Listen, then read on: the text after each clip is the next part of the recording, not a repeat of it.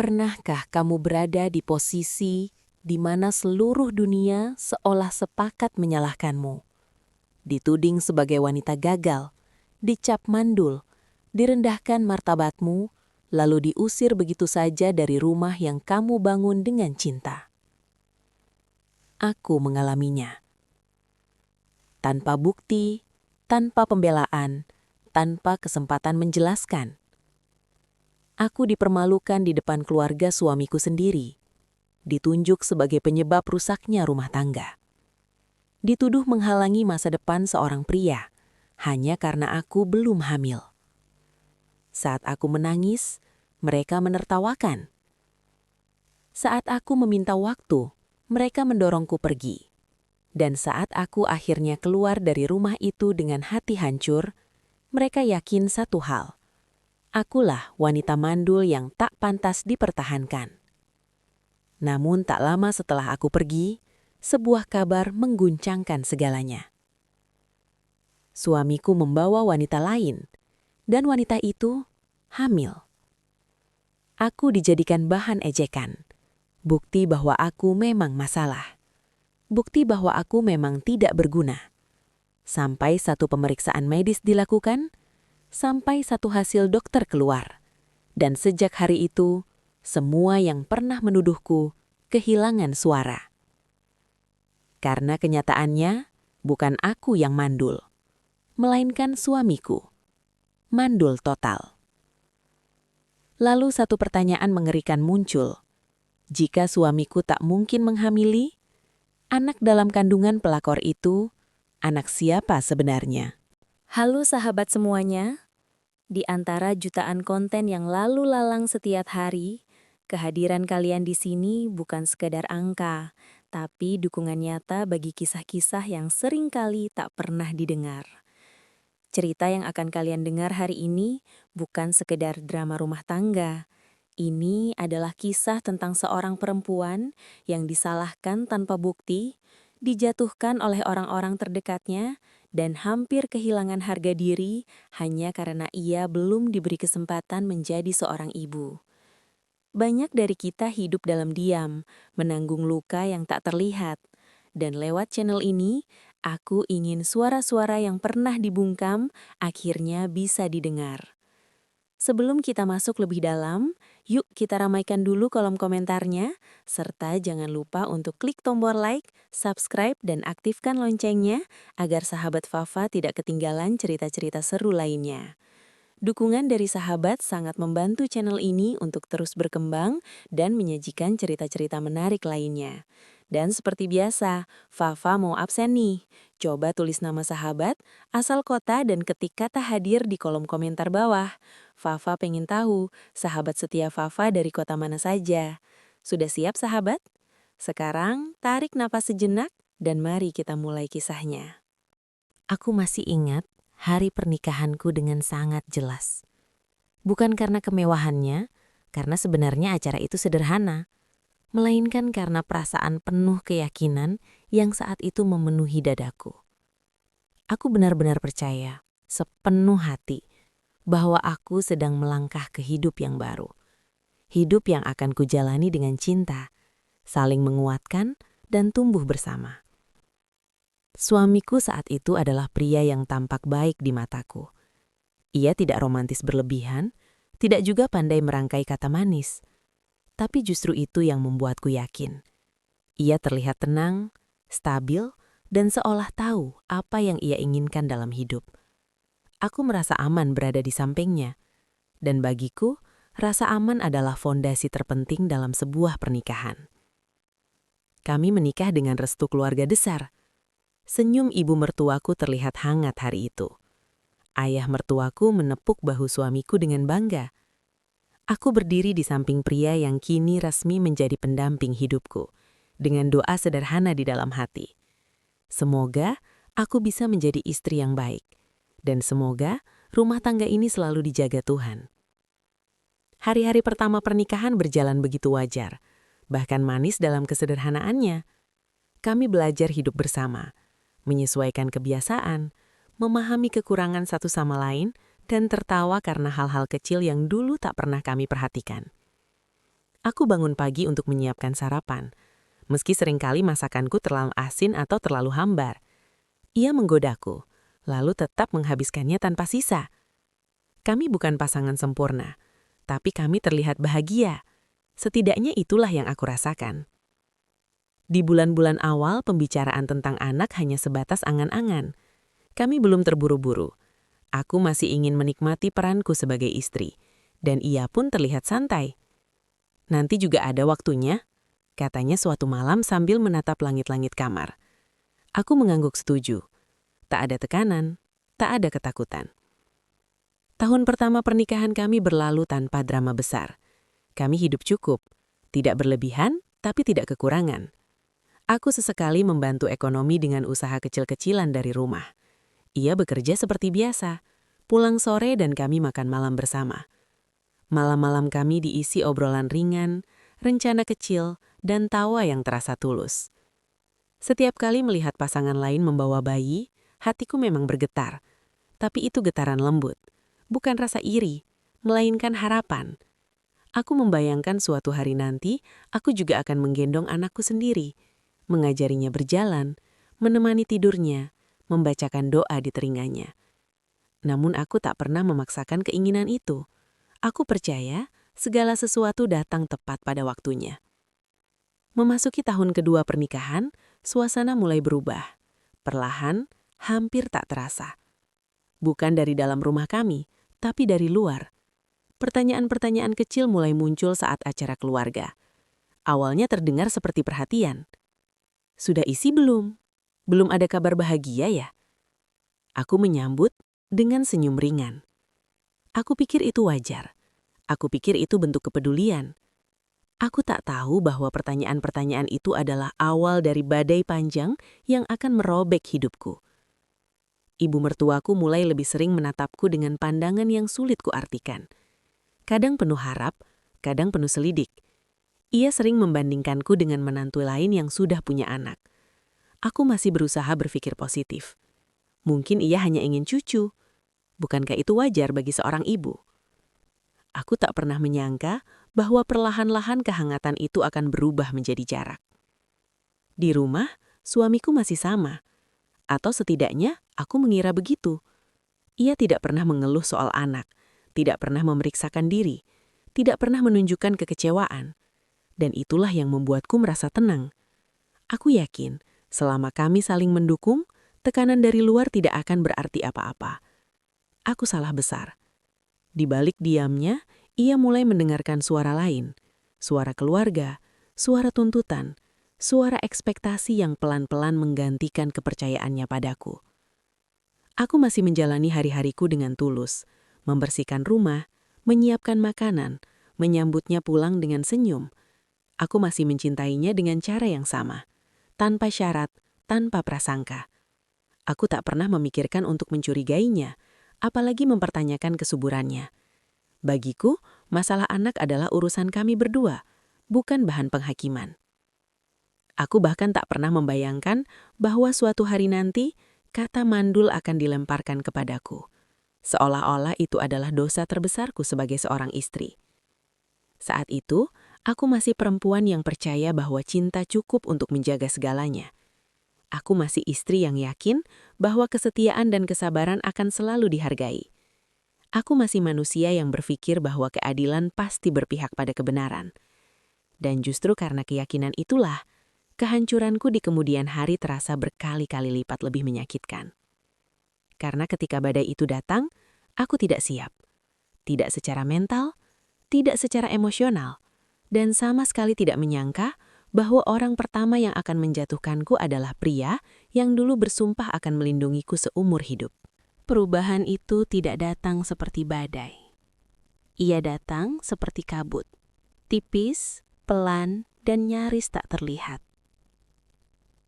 Aku bahkan tidak sadar kapan tepatnya perasaanku mulai berubah dari tenang menjadi gelisah. Awalnya hanyalah pertanyaan-pertanyaan kecil yang muncul saat kami berkumpul bersama keluarga besar. Nada bicaranya lembut, senyumnya manis, seolah penuh perhatian. Sudah isi belum? Sudah berapa tahun menikah ya?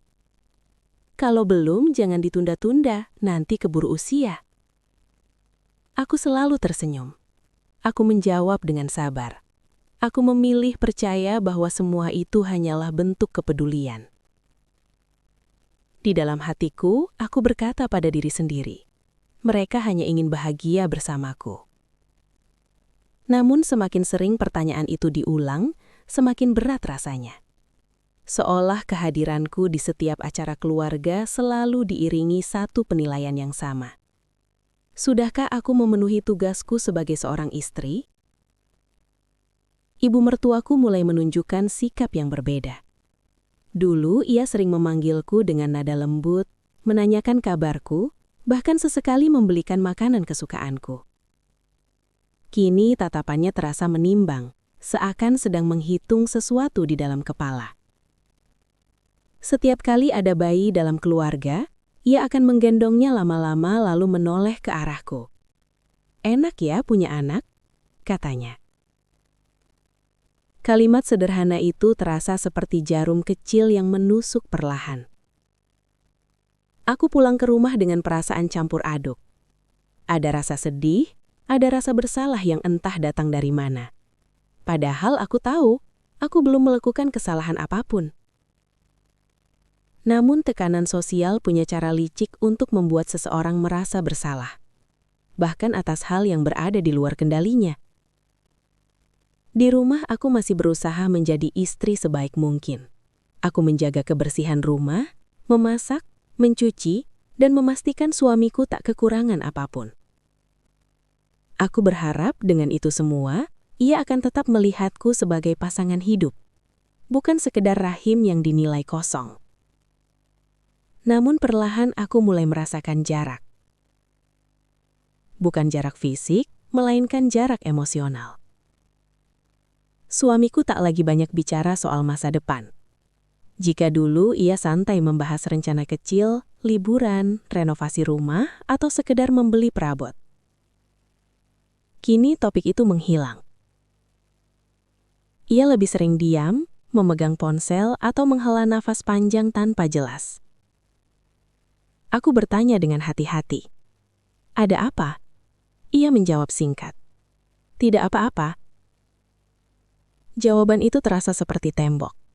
Aku tidak memaksa. Aku takut terlihat cerewet. Aku takut dianggap menambah beban.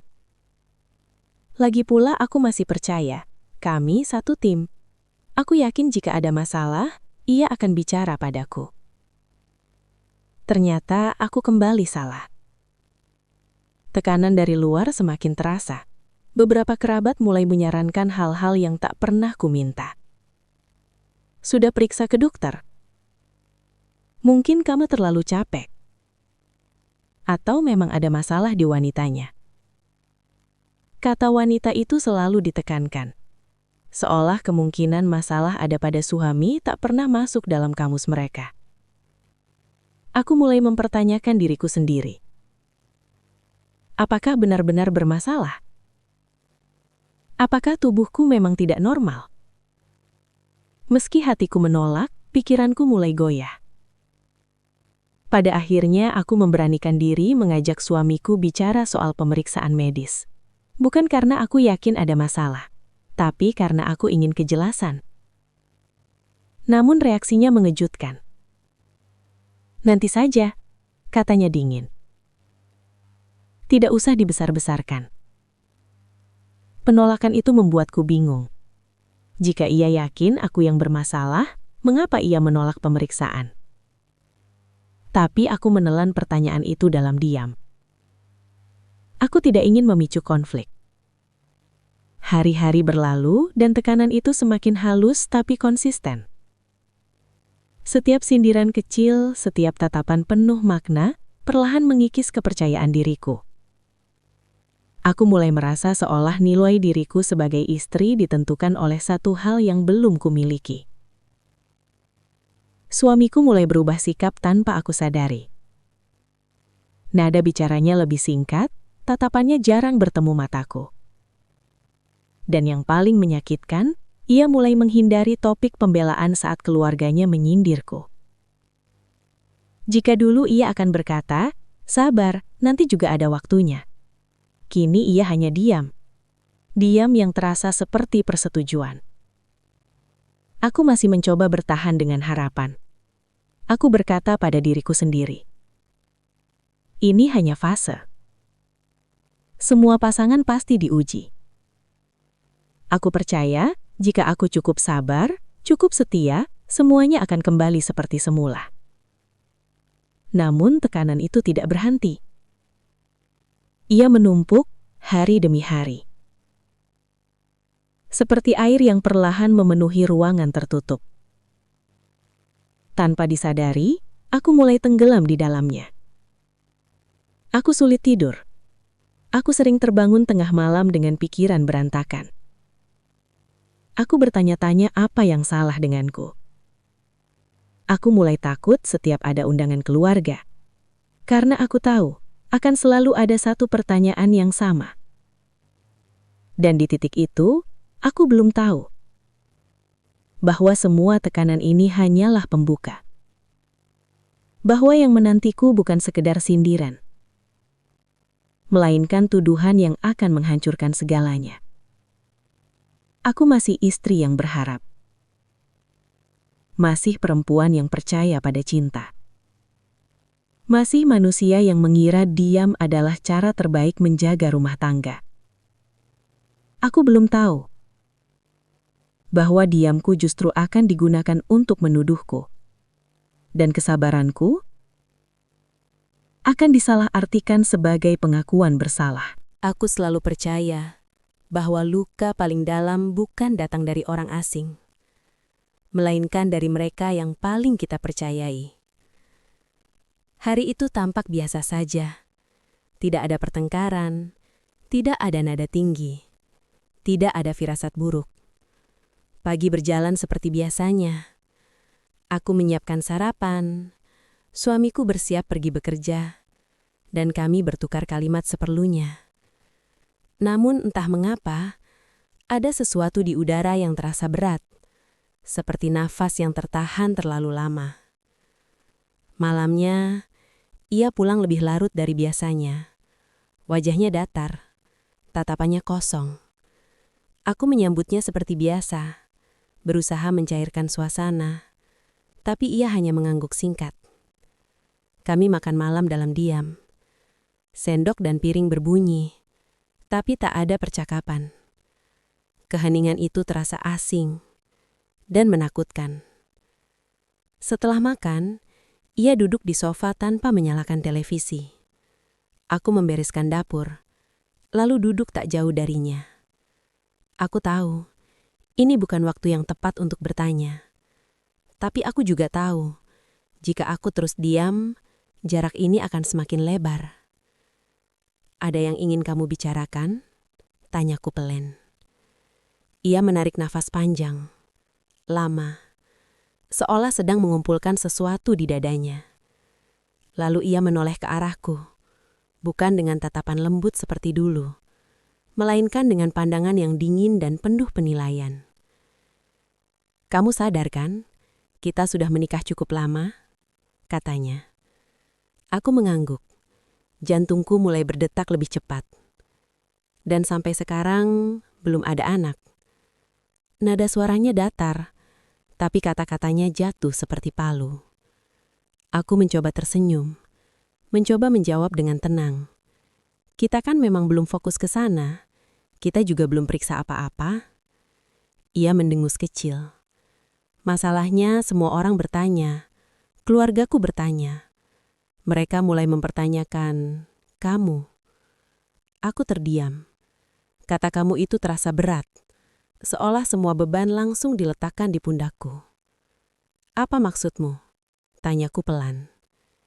Ia menarik nafas panjang, lama, seolah sedang mengumpulkan sesuatu di dadanya. Lalu ia menoleh ke arahku. Bukan dengan tatapan lembut seperti dulu, melainkan dengan pandangan yang dingin dan penuh penilaian. Kamu sadar kan, kita sudah menikah cukup lama? Katanya. Aku mengangguk. Jantungku mulai berdetak lebih cepat. Dan sampai sekarang, belum ada anak. Nada suaranya datar, tapi kata-katanya jatuh seperti palu. Aku mencoba tersenyum, mencoba menjawab dengan tenang. Kita kan memang belum fokus ke sana. Kita juga belum periksa apa-apa. Ia mendengus kecil. Masalahnya semua orang bertanya. Keluargaku bertanya. Mereka mulai mempertanyakan, kamu. Aku terdiam. Kata kamu itu terasa berat. Seolah semua beban langsung diletakkan di pundakku. Apa maksudmu? Tanyaku pelan. Ia menarik nafas panjang. Lama. Seolah sedang mengumpulkan sesuatu di dadanya. Lalu ia menoleh ke arahku. Bukan dengan tatapan lembut seperti dulu, melainkan dengan pandangan yang dingin dan penuh penilaian. Kamu sadar kan? Kita sudah menikah cukup lama? Katanya. Aku mengangguk. Jantungku mulai berdetak lebih cepat. Dan sampai sekarang, belum ada anak. Nada suaranya datar, tapi kata-katanya jatuh seperti palu. Aku mencoba tersenyum, mencoba menjawab dengan tenang. Kita kan memang belum fokus ke sana. Kita juga belum periksa apa-apa. Ia mendengus kecil. Masalahnya semua orang bertanya. Keluargaku bertanya. Mereka mulai mempertanyakan, kamu. Aku terdiam. Kata kamu itu terasa berat. Seolah semua beban langsung diletakkan di pundakku. Apa maksudmu? Tanyaku pelan. Ia menarik nafas panjang. Lama. Seolah sedang mengumpulkan sesuatu di dadanya. Lalu ia menoleh ke arahku. Bukan dengan tatapan lembut seperti dulu, melainkan dengan pandangan yang dingin dan penuh penilaian. Kamu sadar kan? Kita sudah menikah cukup lama? Katanya. Aku mengangguk. Jantungku mulai berdetak lebih cepat. Dan sampai sekarang, belum ada anak. Nada suaranya datar, tapi kata-katanya jatuh seperti palu. Aku mencoba tersenyum, mencoba menjawab dengan tenang. Kita kan memang belum fokus ke sana. Kita juga belum periksa apa-apa. Ia mendengus kecil. Masalahnya semua orang bertanya. Keluargaku bertanya. Mereka mulai mempertanyakan, kamu. Aku terdiam. Kata kamu itu terasa berat. Seolah semua beban langsung diletakkan di pundakku. Apa maksudmu? Tanyaku pelan. Ia menarik nafas panjang. Lama. Seolah sedang mengumpulkan sesuatu di dadanya. Lalu ia menoleh ke arahku, bukan dengan tatapan lembut seperti dulu, melainkan dengan pandangan yang dingin dan penuh penilaian. Kamu sadar kan? Kita sudah menikah cukup lama? Katanya. Aku mengangguk. Jantungku mulai berdetak lebih cepat. Dan sampai sekarang, belum ada anak. Nada suaranya datar, tapi kata-katanya jatuh seperti palu. Aku mencoba tersenyum, mencoba menjawab dengan tenang. Kita kan memang belum fokus ke sana. Kita juga belum periksa apa-apa. Ia mendengus kecil. Masalahnya semua orang bertanya. Keluargaku bertanya. Mereka mulai mempertanyakan, kamu. Aku terdiam. Kata kamu itu terasa berat. Seolah semua beban langsung diletakkan di pundakku. Apa maksudmu? Tanyaku pelan. Ia menarik nafas panjang. Lama. Seolah sedang mengumpulkan sesuatu di dadanya. Lalu ia menoleh ke arahku.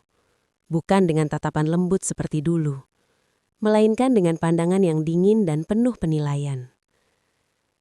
Kamu sadar kan? Kita sudah menikah cukup lama? Katanya. Aku mengangguk. Jantungku mulai berdetak lebih cepat. Dan sampai sekarang, belum ada anak. Nada suaranya datar, tapi kata-katanya jatuh seperti palu. Aku mencoba tersenyum, mencoba menjawab dengan tenang. Kita kan memang belum fokus ke sana. Kita juga belum periksa apa-apa. Ia mendengus kecil. Masalahnya semua orang bertanya. Keluargaku bertanya. Mereka mulai mempertanyakan, kamu. Aku terdiam. Kata kamu itu terasa berat. seolah semua beban langsung diletakkan di pundakku. "Apa maksudmu?" tanyaku pelan. Ia menarik nafas panjang, lama, seolah sedang mengumpulkan sesuatu di dadanya. Lalu ia menoleh ke arahku, bukan dengan tatapan lembut seperti dulu, melainkan dengan pandangan yang dingin dan penuh penilaian. "Kamu sadar kan, kita sudah menikah cukup lama?" katanya. Aku mengangguk. Jantungku mulai berdetak lebih cepat. "Dan sampai sekarang belum ada anak." Nada suaranya datar, tapi kata-katanya jatuh seperti palu. Aku mencoba tersenyum, mencoba menjawab dengan tenang. "Kita kan memang belum fokus ke sana. Kita juga belum periksa apa-apa." Ia mendengus kecil. "Masalahnya semua orang bertanya. Keluargaku bertanya. Mereka mulai mempertanyakan kamu." Aku terdiam. Kata "kamu" itu terasa berat, seolah semua beban langsung diletakkan di pundakku. "Apa maksudmu?" tanyaku pelan.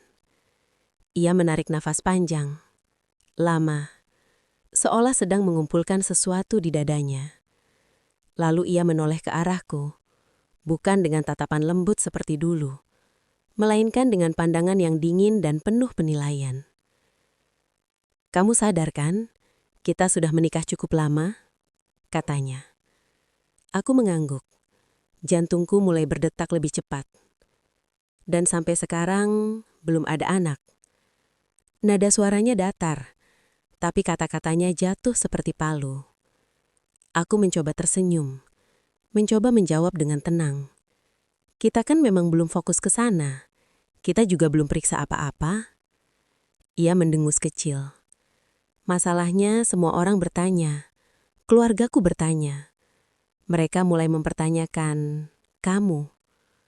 Aku terdiam. Kata "kamu" itu terasa berat, seolah semua beban langsung diletakkan di pundakku. "Apa maksudmu?" tanyaku pelan.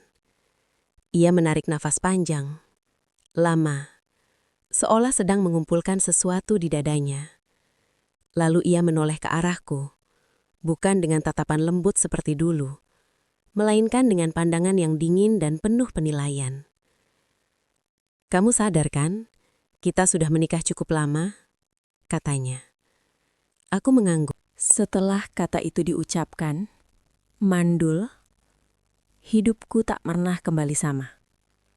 Seolah satu tuduhan itu membuka pintu bagi semua orang untuk bebas menghakimiku, tanpa rasa bersalah, tanpa empati. Aku tidak lagi diperlakukan sebagai istri. Aku diperlakukan sebagai masalah. Segalanya berubah begitu cepat. Jika sebelumnya sindiran datang sesekali, kini tuduhan itu menjadi topik utama setiap pertemuan keluarga. Aku tidak lagi diajak berbicara sebagai manusia, melainkan dibicarakan, seolah aku tidak ada di sana. Di ruang tamu rumah mertuaku, aku duduk di sudut, sementara mereka berkumpul di tengah. Suaranya tidak lagi direndahkan, tidak lagi berusaha disamarkan. "Kasihan anakmu," kata salah satu tante suamiku pada ibu mertuaku. "Sudah menikah lama, tapi istrinya begitu." Begitu. Satu kata yang seolah cukup untuk merangkum seluruh nilai hidupku. Aku menunduk, tanganku gemetar. Aku menunggu, mungkin suamiku akan berkata sesuatu. Mungkin ia akan menghentikan mereka. Tapi ia hanya duduk diam, memainkan ponselnya. Seolah percakapan itu tidak ada hubungannya denganku. Saat itulah aku menyadari, aku sendirian. Ibu mertuaku mulai lebih berani. Ia tidak lagi menyindir. Ia berbicara langsung, tajam, tanpa basa-basi. "Sebagai perempuan, tugas utamamu apa?" katanya suatu hari. "Kalau tidak bisa memberi keturunan, lalu apa gunanya kamu di rumah ini?" Kalimat itu menghantamku seperti tamparan terbuka.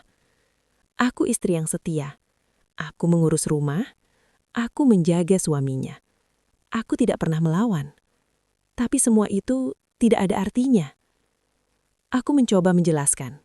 dengan suara pelan, dengan mata berkaca-kaca. Kita belum pernah periksa, Bu. Dokter juga belum bilang apa-apa. Ibu mertuaku tertawa kecil. Perempuan mandul itu biasanya tidak mau diperiksa, takut kenyataan. Aku ingin berteriak, aku ingin membela diri. Tapi setiap kata yang keluar dari mulutku justru dipelintir, menjadi bukti bahwa aku sedang menghindar. Keluarga suamiku mulai membentuk satu narasi yang sama. Aku penyebab, aku penghalang, aku kesalahan. Dan yang paling menyakitkan, narasi itu diterima sepenuhnya oleh suamiku. Ia mulai memperlakukanku berbeda. Nada bicaranya berubah menjadi perintah. Tatapannya penuh penilaian. Ia berbicara seolah aku sedang menebus kesalahan besar. Kamu harus sadar diri, katanya suatu malam. Jangan egois. Egois, karena tubuhku belum hamil. Aku dipaksa merasa bersalah atas sesuatu yang bahkan belum terbukti. Setiap hari, aku dibombardir dengan kalimat-kalimat yang membuatku mempertanyakan keberadaanku sendiri. Mungkin memang dari dulu kamu bermasalah. Anak orang lain saja bisa. Kenapa kamu tidak? Jangan-jangan kamu tidak normal. Aku mulai kehilangan percaya diri. Aku mulai membenci tubuhku sendiri. Aku mulai merasa malu hanya karena aku seorang perempuan yang belum mengandung. Aku mencoba mengajak suamiku ke dokter lagi. Aku memohon, aku menahan air mata. Kita periksa bersama. Kalau memang aku yang bermasalah, aku siap berobat. Ia menatapku lama, lalu berkata pelan, tapi menusuk. Tidak perlu, semua orang juga sudah tahu jawabannya. Jawabannya, ia sudah memutuskan. Sejak saat itu, aku benar-benar menjadi kambing hitam. Setiap masalah kecil di rumah selalu berujung padaku. Suamiku pulang telat, aku yang disalahkan. Ia terlihat murung, aku penyebabnya. Keluarganya tidak harmonis, aku akar masalahnya. Aku bahkan mulai dilarang ikut acara keluarga tertentu. Biar tidak bikin suasana sedih, kata mereka. Seolah kehadiranku adalah aib. Aku hidup di rumah itu seperti tamu yang tidak diinginkan. Aku berjalan hati-hati. Aku berbicara seperlunya. Aku tidur dengan rasa takut. Takut akan kata-kata baru yang besok akan dilemparkan padaku. Dan yang paling kejam, aku mulai mempercayai mereka. Aku mulai berpikir bahwa mungkin aku memang tidak pantas menjadi istri. Bahwa mungkin aku memang gagal sebagai perempuan. Bahwa mungkin suamiku akan lebih bahagia tanpaku. Manipulasi itu halus, tapi mematikan. Ia tidak membunuh tubuhku, tapi menghancurkan jiwaku perlahan. Aku menangis sendirian hampir setiap malam. Aku berdoa bukan lagi untuk punya anak, melainkan untuk diberi kekuatan agar bisa bangun keesokan harinya. Aku bertanya pada Tuhan, apa aku benar-benar seburuk itu?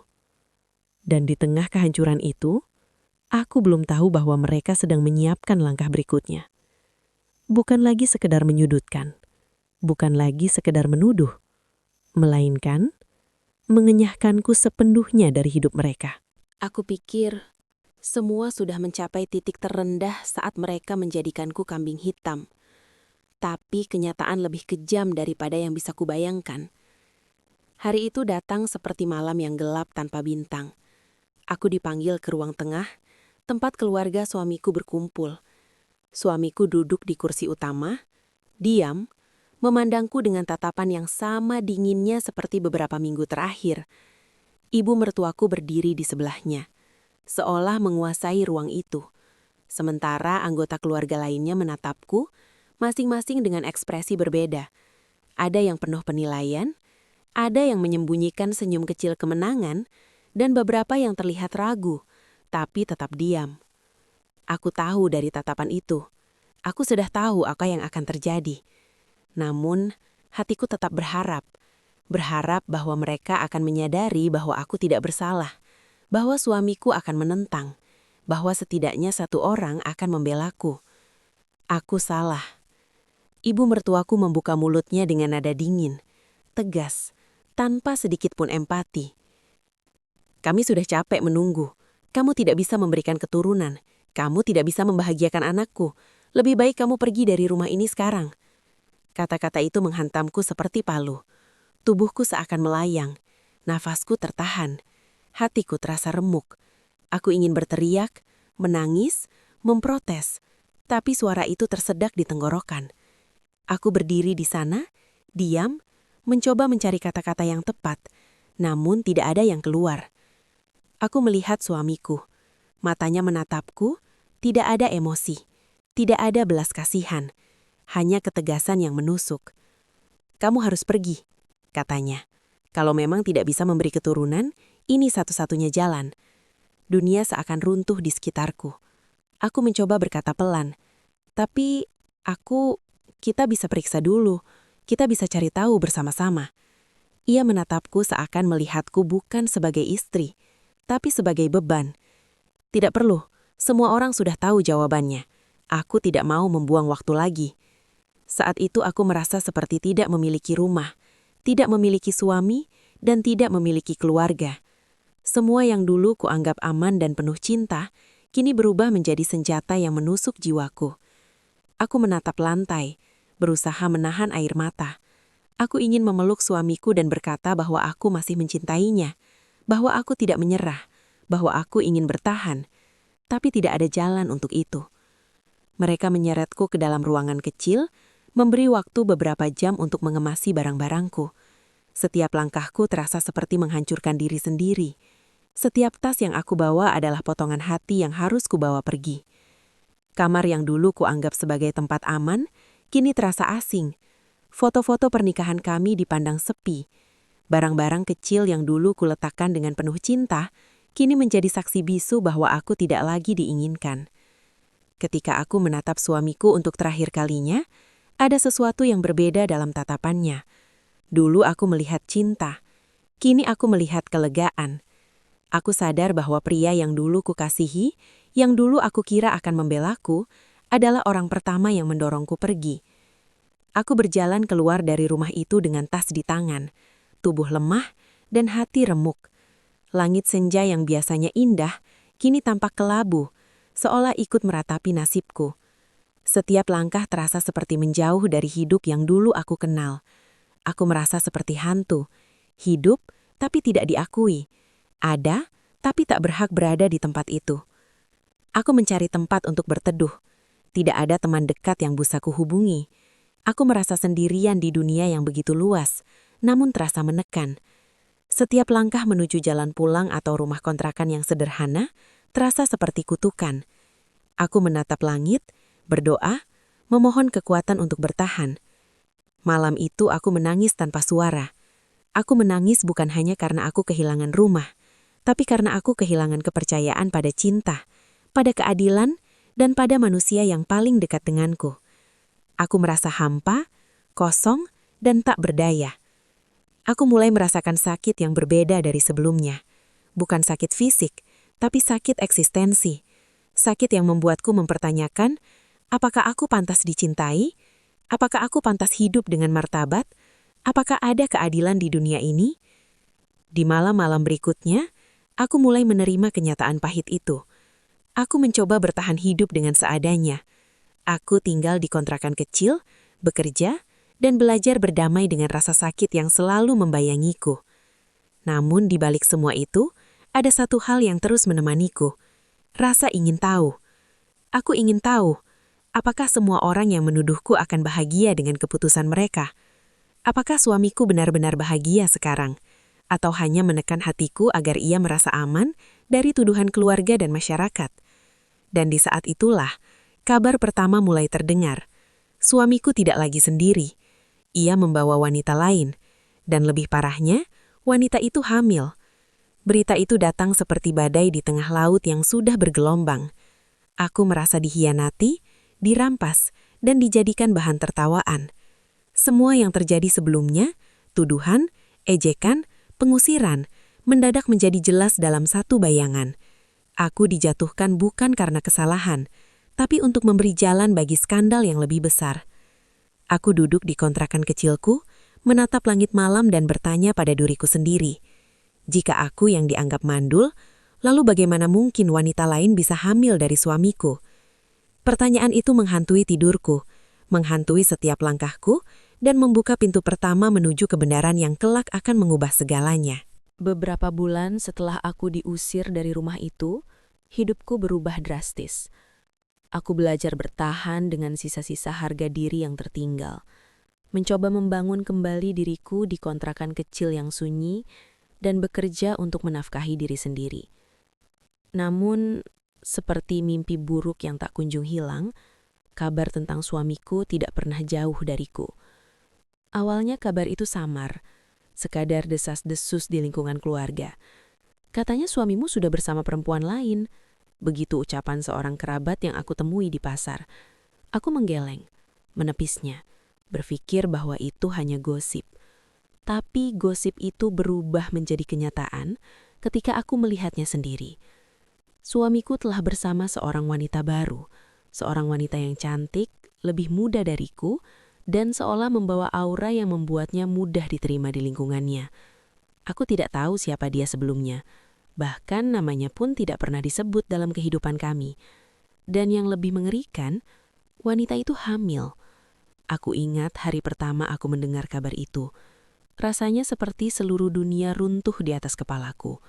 Teliaku berdenging, jantungku berdegup kencang, dan aku hampir tidak bisa menelan ludah.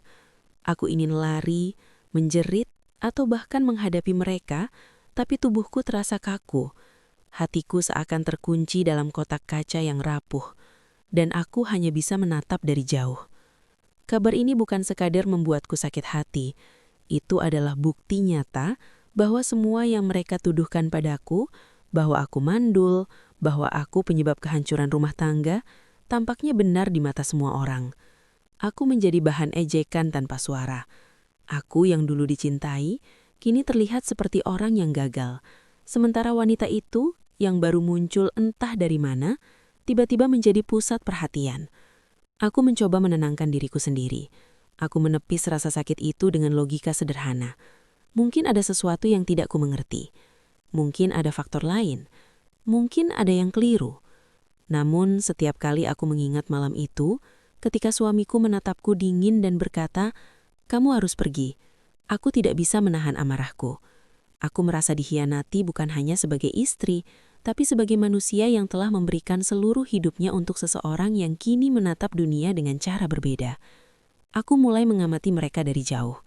Aku memperhatikan interaksi suamiku dengan pelakor itu. Mereka tampak nyaman bersama, tertawa, dan berbagi momen yang seharusnya dulu menjadi milikku. Setiap senyum mereka menusuk hatiku, seakan memperkuat tuduhan yang pernah dilemparkan kepadaku. Aku merasa seperti penonton dalam hidupku sendiri. Tetapi sesuatu tidak benar. Ada detail kecil yang selalu mengganggu pikiranku. Usia kehamilan wanita itu tidak sesuai dengan waktu mereka seharusnya dekat.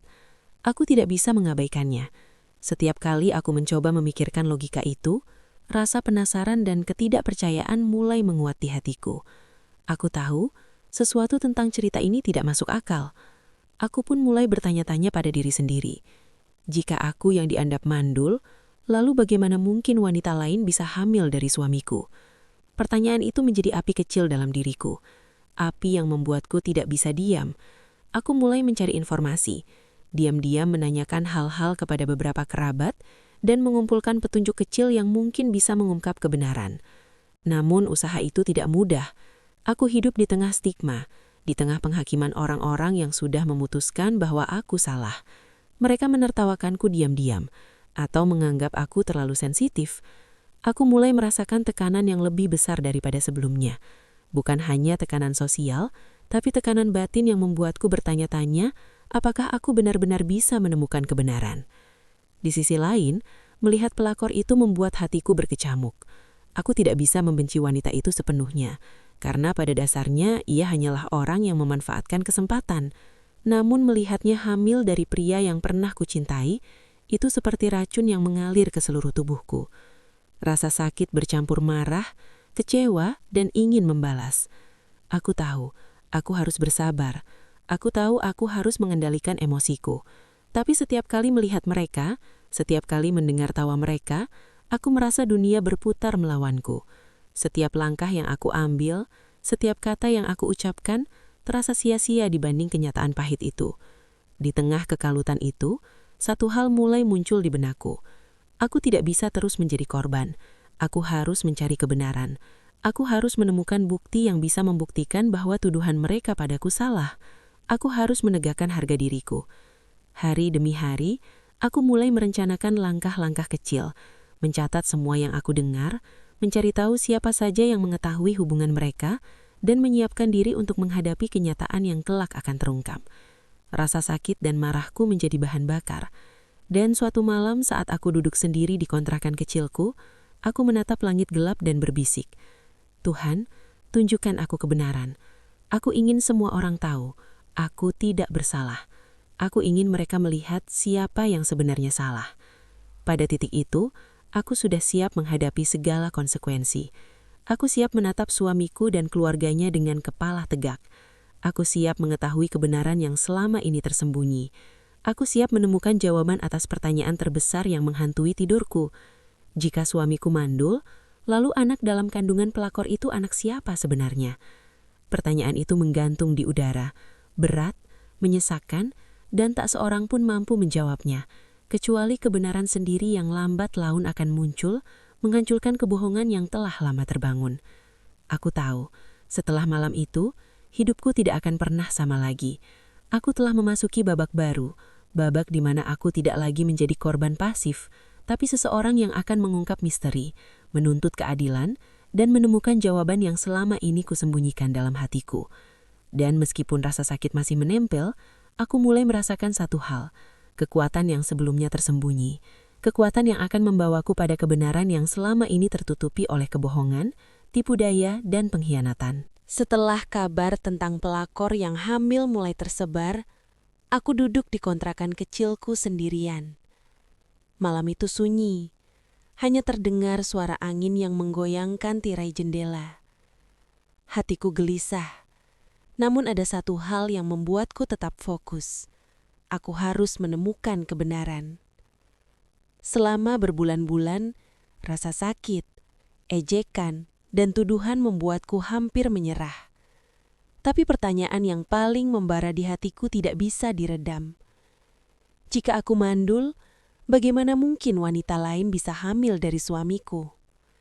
Pertanyaan itu terus menempel, seperti api kecil yang perlahan berubah menjadi kobaran yang siap membakar semua kebohongan.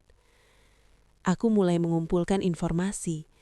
Diam-diam, aku mengontak beberapa kerabat yang masih bersimpati padaku.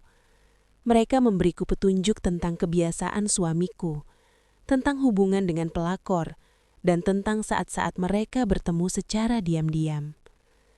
Setiap informasi yang kudapat terasa seperti potongan teka-teki yang akhirnya mulai membentuk gambar utuh. Aku juga mulai menyelidiki kesehatan suamiku. Aku tahu, untuk mengungkap kebenaran, aku membutuhkan bukti medis.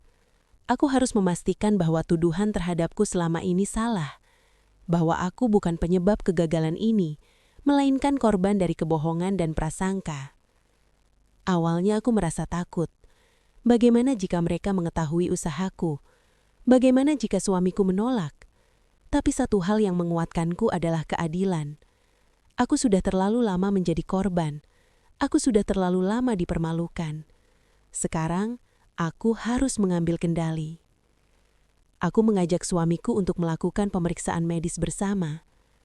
Kalau memang ada masalah, kita cari tahu sekarang, kataku dengan suara bergetar tapi tegas. Ia menatapku lama, diam, ada ketegangan di matanya. Tapi aku tidak mundur. Aku menatapnya, menunggu jawaban. Akhirnya ia berkata, "Baiklah, kita lakukan."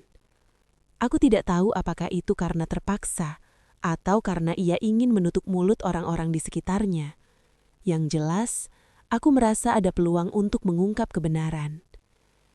Hari pemeriksaan itu terasa seperti hukuman sekaligus kesempatan. Aku duduk di ruang tunggu rumah sakit, jantungku berdegup kencang, tangan gemetar, dan kepala penuh bayangan buruk. Aku membayangkan berbagai kemungkinan. Jika ternyata aku benar, jika ternyata suamiku yang bermasalah, apa yang akan terjadi. Begitu nama kami dipanggil, kami masuk ke ruang dokter. Dokter, seorang pria paruh baya yang profesional, menatap kami dengan tatapan ramah tapi serius. Ia meminta kami menjalani beberapa pemeriksaan, analisis hormon, pemeriksaan sperma untuk suami, dan beberapa tes tambahan untukku. Aku mencoba menenangkan diri, menyadari bahwa ini adalah langkah pertama menuju keadilan. Aku menjawab setiap pertanyaan dokter dengan tenang, meski hatiku berdebar kencang. Aku tahu setiap detik menunggu hasil adalah momen yang akan menentukan hidupku. Sementara itu, aku melihat suamiku duduk di kursi. Wajahnya serius, tapi ada kilatan gelisah di matanya. Aku tahu, ia juga merasakan tekanan. Namun ada satu hal yang jelas, aku tidak lagi sendirian dalam pencarian kebenaran ini. Dokter adalah saksi, fakta adalah saksi, dan aku akan membiarkan kebenaran berbicara sendiri. Beberapa hari berlalu. Setiap malam aku menunggu panggilan dari laboratorium. Setiap malam aku berdoa. Aku mengulang semua pertanyaan di kepalaku. Apakah aku benar-benar tidak bersalah? Apakah kebenaran akan terlihat jelas? Apakah mereka yang menuduhku akan menyesal? Akhirnya, hari yang kutunggu datang. Dokter memanggil kami ke ruangannya. Hatiku berdegup kencang, tangan gemetar, tapi aku menarik nafas dalam-dalam. Dokter membuka amplop berisi hasil tes. Ia menatap kami sejenak sebelum berkata, "Hasilnya sudah jelas. Analisis menunjukkan bahwa suami Anda tidak memiliki masalah pada istrinya, melainkan ada gangguan kesuburan yang cukup signifikan pada dirinya sendiri." Aku membeku. Kata-kata itu seperti bom yang meledak di kepala dan hatiku.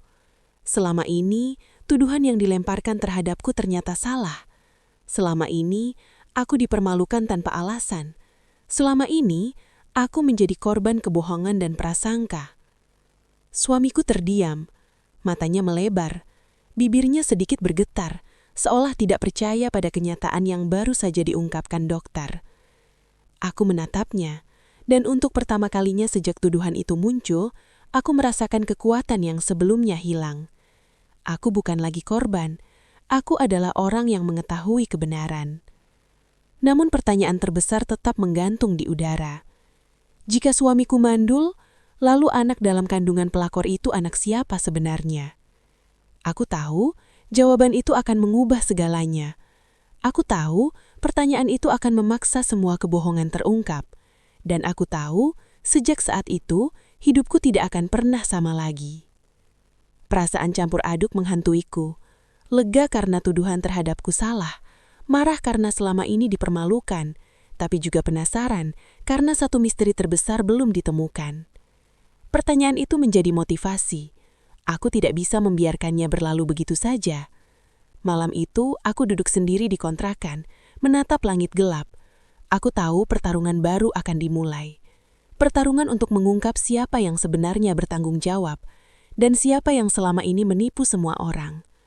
Pertarungan itu mungkin akan menghancurkan beberapa orang, tapi aku siap menghadapi semua konsekuensinya. Aku menutup mata, menarik nafas dalam-dalam, dan berbisik pada diri sendiri. Kebenaran sudah mulai muncul. Aku akan menemukan jawaban, dan semua orang akan tahu siapa yang sebenarnya salah. Tidak ada lagi yang bisa menyakitiku tanpa bukti. Tidak ada lagi yang bisa menakutiku. Ini waktuku. Hari itu, aku berdiri di depan pintu laboratorium. Jantungku berdegup kencang, tangan gemetar, dan kepala penuh dengan pertanyaan. Selama berbulan-bulan, aku hidup dalam tekanan, ejekan, tuduhan, dan pengkhianatan. Kini, setelah semua langkah hati-hati dan rahasia yang kulakukan untuk mencari kebenaran, saatnya tiba. Aku akan mendapatkan jawaban yang bisa mengubah seluruh hidupku. Dokter memanggil kami ke ruang konsultasi. Suamiku duduk di kursi, wajahnya tegang, matanya menatapku dengan campuran rasa bersalah dan ketakutan yang tidak kuharapkan. Ada momen di mana aku hampir mundur, hampir membiarkan semuanya berlalu. Tapi sesuatu dalam diriku mengatakan, sekarang atau tidak sama sekali. Dokter membuka amplop tebal berisi hasil tes dan memandang kami serius. Suaranya tenang, tapi setiap kata yang keluar terasa seperti palu yang menghantam dinding pertahananku selama ini. Hasil pemeriksaan sudah lengkap, katanya. Dan hasilnya menunjukkan sesuatu yang pasti. Aku menahan nafas. Suamiku menelan ludah. Tubuhnya tegang. Matanya tidak bisa lepas dari wajahku, seolah mencari jawaban dari reaksi yang akan kulontarkan. Dokter menatap suamiku langsung. Berdasarkan semua analisis dan pemeriksaan, diketahui bahwa tidak ada masalah pada istrinya. Malah sebaliknya, ada gangguan kesuburan total pada suami. Aku terdiam. Kata-kata itu seperti gemuruh yang menghancurkan dinding kebohongan yang selama ini menutupi mata semua orang. Selama ini, aku disalahkan, dipermalukan, bahkan diusir dari rumahku sendiri. Sementara fakta sesungguhnya tersembunyi di balik senyum dan kata-kata manis suamiku. Suamiku menunduk, bibirnya gemetar, dan wajahnya pucat. Matanya sesekali menatapku, seolah mencoba mencari simpati atau pengampunan, tapi aku tidak bisa memberikannya. Setiap detik yang berlalu, luka yang ditimbulkan bertahun-tahun terasa semakin dalam. Aku berdiri, menatapnya dengan mata yang nyaris tidak bisa menahan air mata. Jadi selama ini, semua yang kamu tuduhkan kepadaku, semua ejekan, semua hinaan, semua pengusiran, ternyata salah. Suaraku bergetar, tapi tegas. Suamiku menelan ludah, membuka mulutnya, tapi tidak ada kata yang keluar. Aku bisa melihatnya bingung, takut, dan malu sekaligus. Semua orang yang pernah menilai aku mandul, kini mungkin sedang menyesal. Tapi penyesalan itu tidak akan pernah bisa memulihkan apa yang telah direnggut dari hidupku. Aku berdiri, menatap dokter dengan mata yang nyaris tidak bisa menahan air mata. Jadi benarkah bahwa suamiku mandul total? Tanyaku sekali lagi, memastikan kebenaran ini tidak bisa dipungkiri. Dokter mengangguk, serius. Ya. Semua hasil pemeriksaan jelas menunjukkan bahwa masalah kesuburan sepenuhnya berasal dari suami. Seketika, dunia yang selama ini terasa berat, penuh rasa sakit dan penghinaan, mulai terbuka. Aku merasa lega, tapi sekaligus marah. Marah karena semua orang mempercayai kebohongan. Marah karena aku dipermalukan, diusir, dan dijadikan bahan ejekan tanpa alasan. Marah karena suamiku, pria yang dulu kukasihi dan percayai sepenuh hati, telah memutar balik fakta untuk menutupi kebenaran. Aku tidak langsung menatapnya lagi. Aku menatap langit-langit ruangan, menarik nafas dalam-dalam, dan membiarkan semua emosi itu mengalir. Kesedihan, kemarahan, kelegaan, dan rasa haus akan keadilan. Suamiku akhirnya menatapku. Suaranya pelan. Aku, katanya. Tapi kata-katanya tersendat, tidak jelas. Aku menggeleng, menatapnya dingin. Tidak ada yang ingin aku dengar darimu sekarang. Kataku lirih tapi penuh tegas. Aku tahu, konfrontasi ini bukan tentang kata-kata. Ini tentang kebenaran. Ini tentang keadilan. Ini tentang membalikan stigma yang selama ini menempel di tubuhku dan jiwaku. Aku meninggalkan laboratorium dengan langkah tegas, menahan air mata yang hampir jatuh. Setiap langkah terasa seperti kemenangan kecil. Bukan kemenangan terhadap suamiku, tapi kemenangan terhadap diriku sendiri, atas kebenaran yang akhirnya terbuka. Namun satu hal tetap menghantui pikiranku. Anak dalam kandungan pelakor itu. Jika suamiku mandul total, anak itu bukan dari suamiku. Ini adalah pertanyaan besar yang harus dijawab. Fakta itu akan mengubah semua yang selama ini terlihat persempurna. Reputasi pelakor, citra suamiku, dan pandangan keluarga yang selama ini menekanku. Aku menyadari satu hal penting. Ini bukan hanya tentang membuktikan ketidakbersalahanku. Ini tentang mengungkap semua kebohongan, menegakkan keadilan, dan memastikan tidak ada lagi orang yang dirugikan oleh manipulasi dan tipu daya ini. Malam itu, aku duduk sendiri di kontrakan sempit, menatap langit dan berbisik pada diri sendiri. Kebenaran telah muncul, tapi masih ada satu misteri yang harus aku selesaikan. Aku akan mencari jawaban sampai akhir. Tidak ada yang bisa menghentikanku. Air mataku jatuh tapi bukan lagi air mata kesedihan. Ini adalah air mata keberanian, keteguhan, dan tekad yang tidak bisa dihentikan. Aku tahu, pertarungan berikutnya akan lebih berat. Aku tahu, pelakor tidak akan menyerah begitu saja. Aku tahu, keluargaku akan menentang jika aku memutuskan mengungkap fakta tentang anak itu. Tapi satu hal yang jelas, aku tidak akan mundur, aku tidak akan takut, dan aku akan memastikan bahwa keadilan akan ditegakkan. Kebenaran ini bukan hanya milikku. Ini milik semua perempuan yang pernah dipermalukan tanpa alasan, yang pernah dijadikan kambing hitam, dan yang pernah dipaksa menanggung aib orang lain. Dan malam itu, di kontrakan kecilku, aku memutuskan satu hal. Aku akan mengungkap semua kebohongan, satu persatu, sampai setiap orang yang pernah merendahkan dan menuduhku melihat kebenaran dengan mata mereka sendiri. Hari itu adalah hari yang kutunggu-tunggu selama berbulan-bulan. Semua kepingan teka-teki yang selama ini menghantuiku akan disatukan menjadi satu kebenaran utuh. Aku menyiapkan diri bukan hanya secara fisik, tapi juga secara mental. Aku tahu, konfrontasi ini bukan sekedar bicara. Ini tentang menghadapi kebohongan, tipu daya, dan pengkhianatan yang telah merusak hidupku. Aku menatap cermin di kontrakan kecilku, memoles wajahku seadanya. Mata yang merah dan sembab akibat menangis berhari-hari, kini menatap dengan tegas. Aku tidak lagi menjadi wanita yang takut, yang pasrah, yang mudah dipermainkan. Aku menjadi wanita yang tahu apa yang ia inginkan, keadilan dan kebenaran. Langkahku berat ketika aku memasuki rumah pelakor itu. Rumahnya sederhana, tapi terasa penuh kemewahan palsu. Setiap sudut tampak rapi, seolah berusaha menutupi kebenaran yang bersembunyi di balik senyum dan sikapnya. Aku tahu, ia menunggu, dan aku tahu ia sudah mendengar kabar tentang hasil pemeriksaan medis suamiku.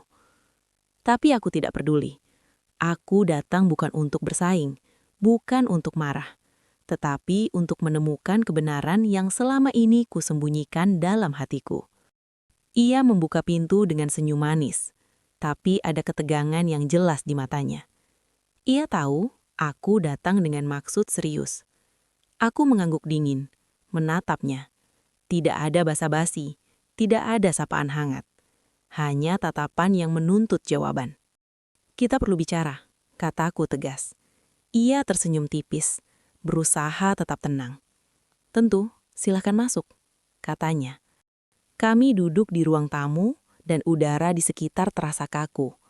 Ada ketegangan yang tidak bisa dipungkiri. Aku menatapnya, mencoba membaca gerak-geriknya.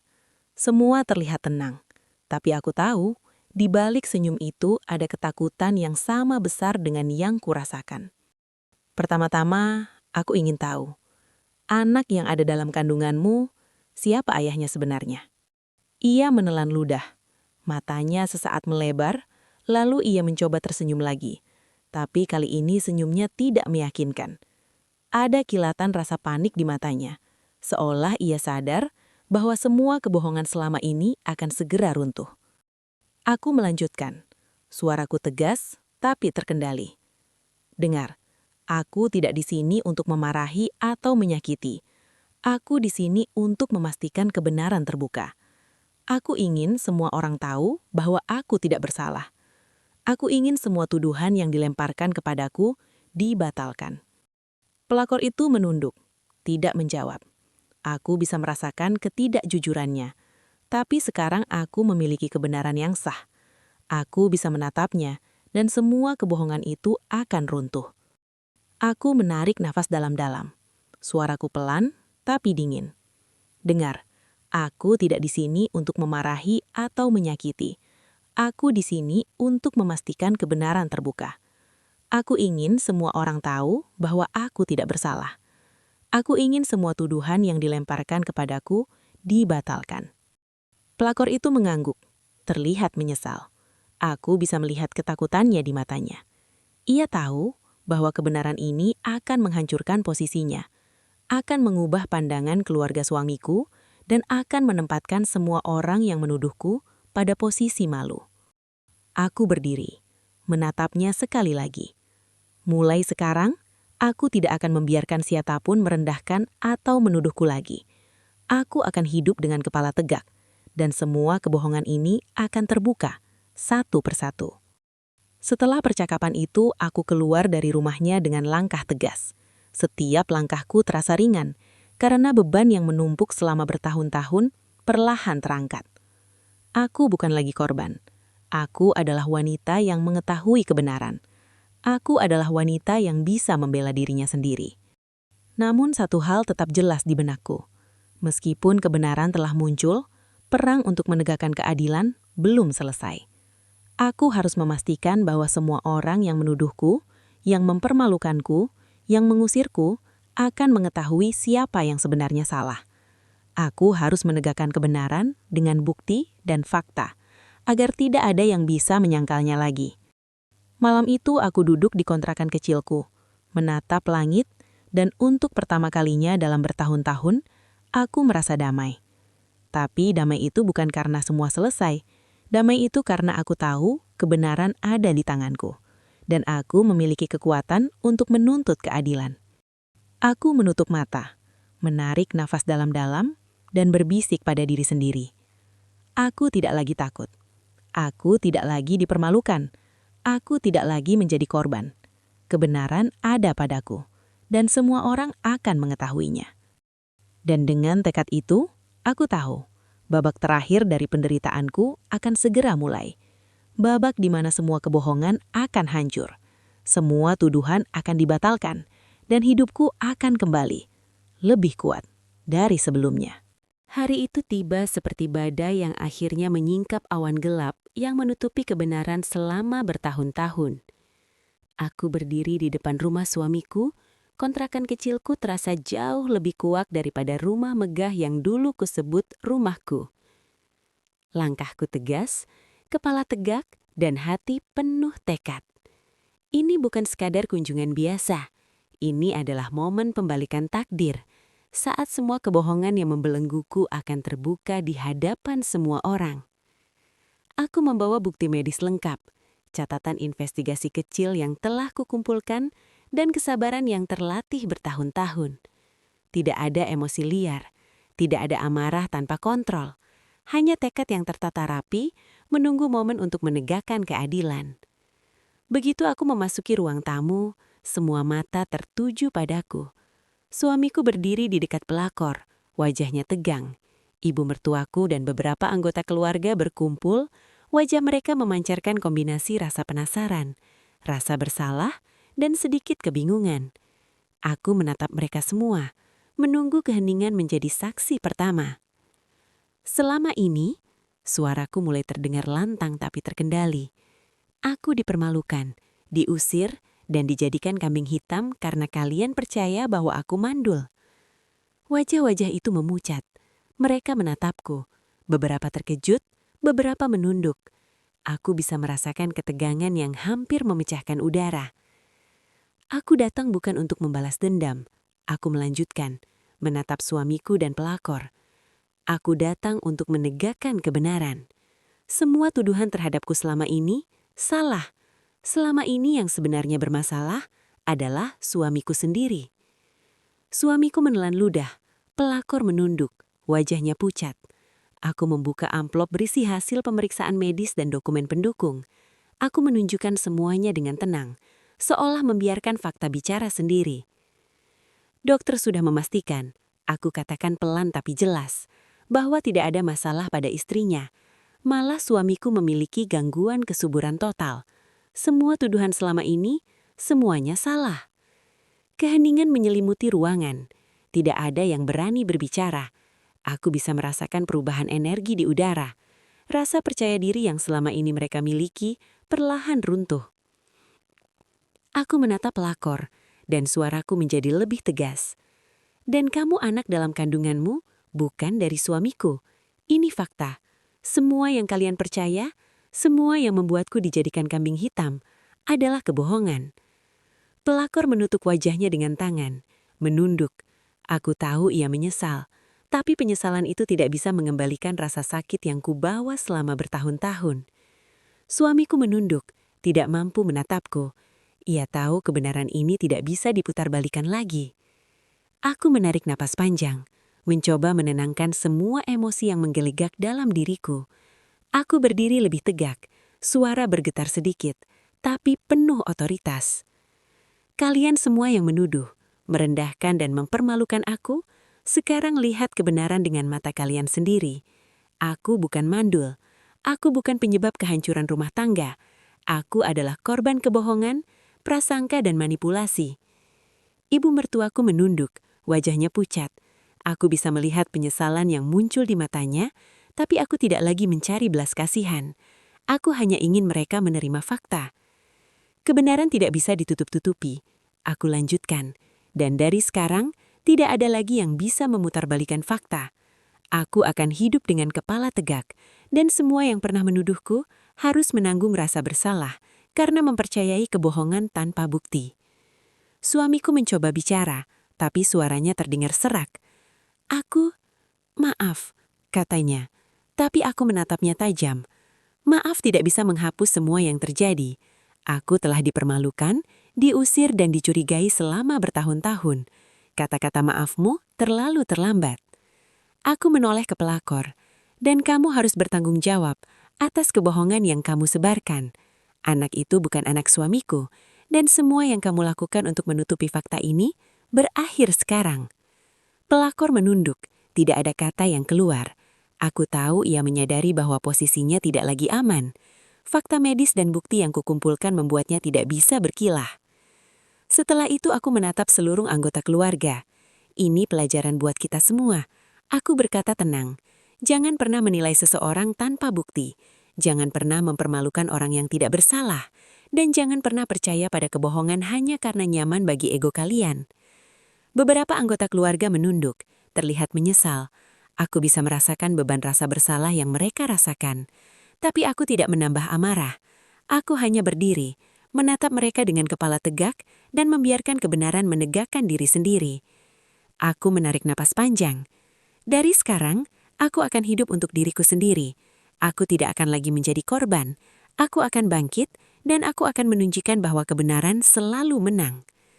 Momen itu begitu dramatis. Aku bisa merasakan energi ruangan berubah. Yang dulu menghina dan merendahkan, kini terdiam.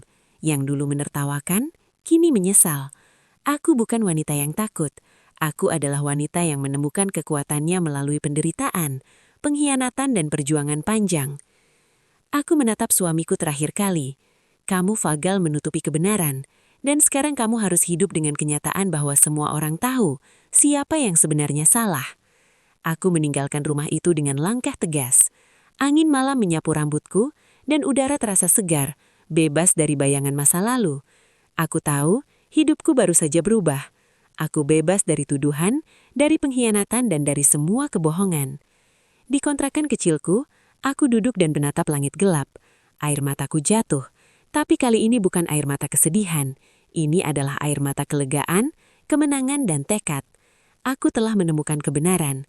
Aku telah menegakkan keadilan, dan aku siap melangkah ke masa depan yang lebih kuat, lebih bijak dan penuh harapan.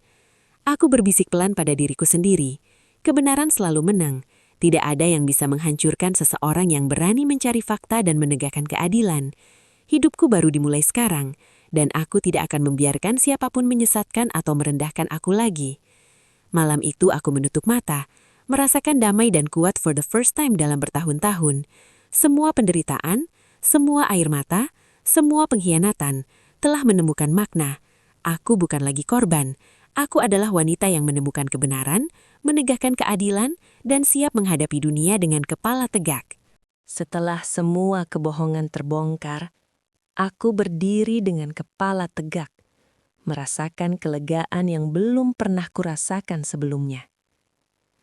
Semua penderitaan, semua air mata, semua penghinaan kini memiliki makna.